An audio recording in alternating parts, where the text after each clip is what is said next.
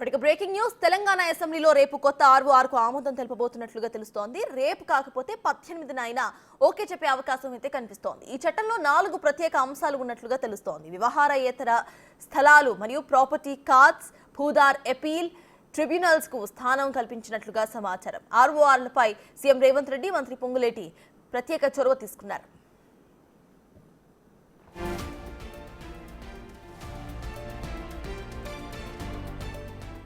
భూ సమస్యల శాశ్వత పరిష్కారమే లక్ష్యంగా రూపొందించిన ఆర్ఓఆర్ను అసెంబ్లీ ప్రవేశపెట్టేందుకు ప్రభుత్వం సిద్ధమవుతోంది. అయితే రేపు ఈ కొత్త ఆర్ఓఆర్ను ఆమోదించబోతున్నట్లుగా తెలుస్తోంది. రేపు కాకపోతే 18న ఆర్ఓఆర్కు ఆమోదం తెలపబోతున్నట్లు సమాచారం. దీనికి సంబంధించిన ఒక డ్రాఫ్ట్ బిల్లును ఆగస్టులోనే అసెంబ్లీలో ప్రవేశపెట్టింది ప్రభుత్వం.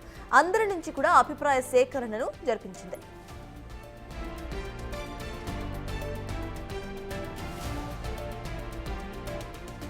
గత ప్రభుత్వంలో జరిగిన తప్పులను పునరావృతం కాకుండా జాగ్రత్తలు తీసుకున్నారు. ఏ రాష్ట్రంలో లేని విధంగా 4 ప్రధాన అంశాలు ప్రతిపాదికన ఈ చట్టాన్ని తయారు చేసినట్లుగా తెలుస్తోంది. దీంతో పాటు త్వరలోనే ధరణి పోర్టల్ స్వరూపం కూడా భూమాతగా మారబోతున్నట్లు తెలుస్తోంది.